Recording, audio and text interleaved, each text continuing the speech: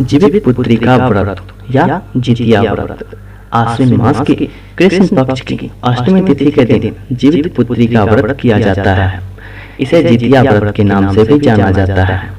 हिंदू मान्यता के अनुसार इस व्रत को करने से जिन माताओं के पुत्र जन्म लेते ही मृत्यु को प्राप्त हो जाते हैं, उनके जीवन की रक्षा होती है।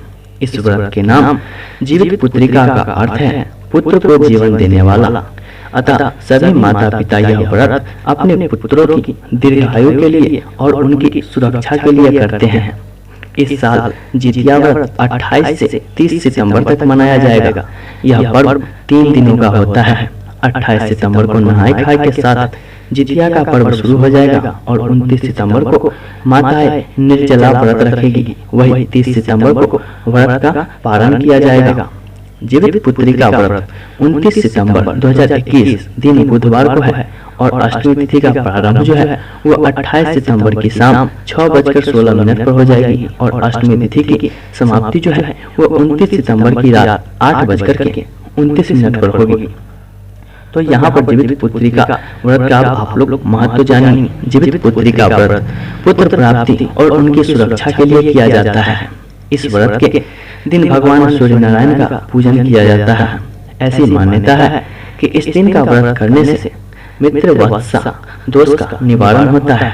जिन स्त्रियों के पुत्र जन्म लेते ही मृत्यु को प्राप्त होते हैं या जिन माताओं के पुत्र अल्पायु में मर जाते हैं, वो महिलाएं अपने पुत्रों की लंबी आयु के लिए और उनकी सुरक्षा के लिए इस व्रत को करती हैं। भगवान श्री कृष्ण ने इस व्रत का महत्व एक ब्राह्मण को बताया था, जिससे उसके पुत्र की मृत्यु टल गई थी और उसको लंबी आयु की प्राप्ति हुई थी। पौराणिक कथा के अनुसार जब महाभारत युद्ध के पश्चात अश्वत्थामा ने प्रतिशोध में आकर के क्रोधवश पांडव समझकर सोते हुए द्रौपदी के 5 पुत्रों की भाई धृष्टद्युम्न की भी हत्या कर दी, तब उसके दंडित करने के लिए पांडव श्री कृष्ण के साथ अश्वत्थामा के पास गए। पांडवों को जीवित देख करके उसने उन पर ब्रह्मास्त्र का प्रयोग किया। श्री कृष्ण के कहने पर अर्जुन ने भी अपना ब्रह्मास्त्र चला दिया। तब वेद व्यास जी ने आकर के उन दोनों अस्त्रों को रोका और वापस लेने को कहा। अर्जुन ने अपना ब्रह्मास्त्र वापस लिया, किंतु अश्वत्थामा को अपना अस्त्र वापस लेना नहीं आता था। इसलिए उसने उसकी दिशा बदल करके उत्तरा के गर्भ में पल रहे अभिमन्यु के पुत्र को मार दिया। तब भगवान श्री कृष्ण ने अश्वत्थामा से उसकी मणि छीन ली और उसे अनंत काल तक पृथ्वी पर दुख भोगने का श्राप दे दिया। तत्पश्चात श्री कृष्ण ने ही अपने समस्त पुण्यों का फल देकर के उत्तरा के पुत्र को पुनः जीवित किया और इसलिए उसका नाम जो है परीक्षित पड़ा था। जीवित पुत्री का व्रत की विधि आप लोग जानिए। इस व्रत में भगवान सूर्य नारायण की पूजा की जाती है। श्राद्धों की अष्टमी के दिन यह व्रत शुरू किया जाता है और आश्विन मास की अष्टमी के दिन प्रातः काल स्नान आदि नित्य क्रिया से निवृत्त होकर के स्वच्छ वस्त्र धारण करना चाहिए और पूजा स्थान पर एक चौकी बिछाकर स्वयं पूर्व दिशा की ओर मुख करके बैठे और चौकी पर कपड़ा बिछाकर उस पर भगवान सूर्य की मूर्ति स्थापित करें। सूर्य भगवान की मूर्ति को तांबे के कलश में जल लेकर उनसे स्नान कराए, रोली चावल से तिलक करे, धूप दीप जलाए और फूल माला भी चढ़ाए। फिर भगवान सूर्य को भोग अर्पित करें। भोग में बाजरे और चने से बने खाद्य पदार्थ का निवेदन है। तत्पश्चात जीवित पुत्री का व्रत की कथा कहें या कथा सुने। फिर आदित्य हृदय स्तोत्र का पाठ करें। कहानी सुनने के बाद भगवान सूर्य की आरती करें। फिर सबको प्रसाद बांटे और दिन में एक ही समय भोजन करें। कुछ स्थानों पर यह व्रत निर्जला भी किया जाता है। इस दिन काटे हुए या कटे हुए फल, सब्जी इत्यादि का सेवन न करें और न ही फल सब्जी इत्यादि किसी वस्तु को काटे। उत्तर प्रदेश, मध्य प्रदेश में जो है और बिहार में इसकी पूजन विधि थोड़ी सी अलग हो जाती है। जीवित पुत्री का व्रत का आरंभ एक दिन पूर्व ही हो जाता है। व्रत करने वाली महिलाएं व्रत के दिन पहले एक दिन पहले ही यानी कि सप्तमी के दिन ही प्रातः काल सूर्योदय से पूर्व ही उठाकर स्नान आदि नित्य क्रिया से निवृत्त होकर के सूर्योदय होने पर भगवान सूर्य की पूजा करें और पूजन करने के बाद सप्तमी के दिन ही स्वयं भोजन कर ले। एक बार भोजन करने के पश्चात फिर कुछ भी नहीं खाए। अगले दिन यानी कि अष्टमी तिथि पर जीवित पुत्री का व्रत के दिन पुनः प्रातः काल सूर्योदय से पूर्व ही उठ करके स्नान आदि नित्य क्रिया से निवृत्त होकर सूर्योदय होने पर भगवान सूर्य की पूजा करें। फिर संध्या के समय प्रदोष काल में स्त्रियां जीमूत वाहन की पूजा करें और उनकी अर्चना करें। धूप दीप जलाकर के रोली चावल चढ़ाएं और फल फूल अर्पित करें। उसके बाद जीवित पुत्री का व्रत की कथा कहें या फिर कथा सुनें। इस दिन महिलाएं निर्जला व्रत रखें और नवमी के दिन जीवित पुत्री का व्रत का पालन करें। इस व्रत का पालन छठ के व्रत के ही भांति किया जाता है। महिलाएं व्रत का पालन करने से पूर्व सूर्य देव को अर्घ्य दें और फिर उसके बाद भोजन करें। पारण के दिन यानी कि नवमी तिथि के दिन भोजन में झोर भात, मरुआ की रोटी और नोनी का साग बनाया जाता है। जीवित पुत्री का व्रत के कुछ नियम हैं।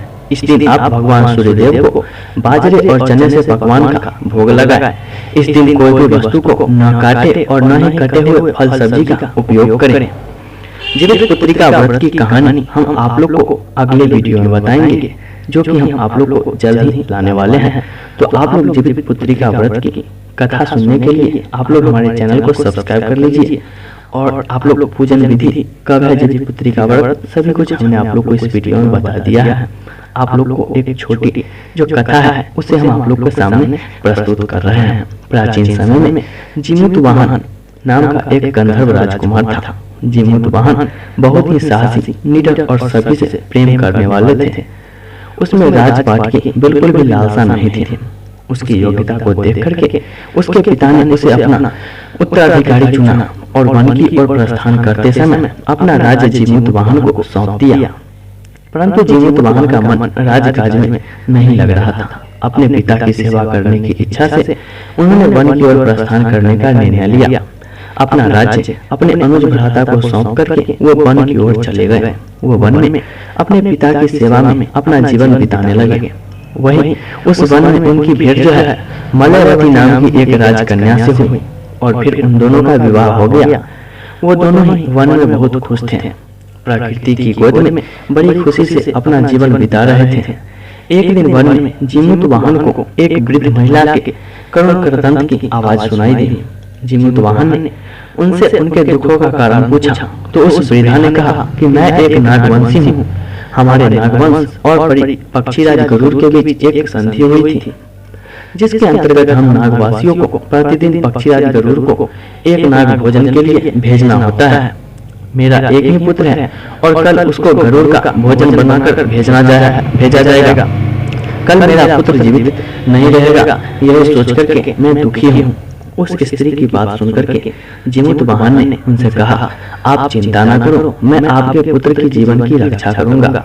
उसके स्थान पर गरुड़ का भोजन मैं बन जाऊंगा। ऐसा कहकर के जीमूत वाहन उस वृद्धा के साथ उसके निवास पर चला गया।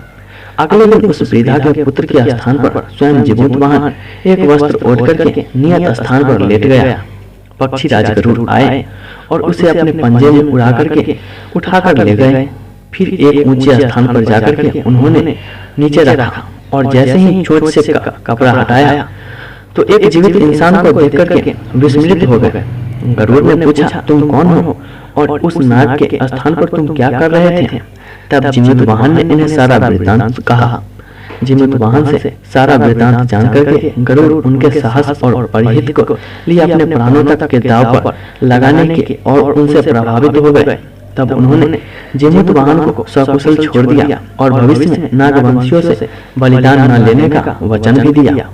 जीमूत वाहन द्वारा एक वृद्धा के पुत्र के जीवन की रक्षा के लिए अपने प्राणों को दांव पर लगाने के कारण ही इस दिन उनका पूजन किया जाता है और साथ ही उनकी कथा सुनी भी जाती है और कथा कही भी जाती है। तो ये रहा जीवित पुत्री का व्रत की कथा। और यहाँ पर कब है जीवित पुत्री का व्रत 2021 में और जीवित पुत्री का व्रत की विधि क्या है, कहाँ पर कैसे इसे मनाया जाता है, सारा कुछ हमने आप लोग को इस वीडियो में बताया। तो अगर आप लोग को वीडियो पसंद पड़ा हो तो इसे लाइक और शेयर कर दें और हमारे चैनल पर पहली बार आए हैं तो सब्सक्राइब जरूर कर लें। हम आप लोग को जल्द ही जीवित पुत्री का व्रत की संपूर्ण कथा भी सुनाने वाले हैं। धन्यवाद।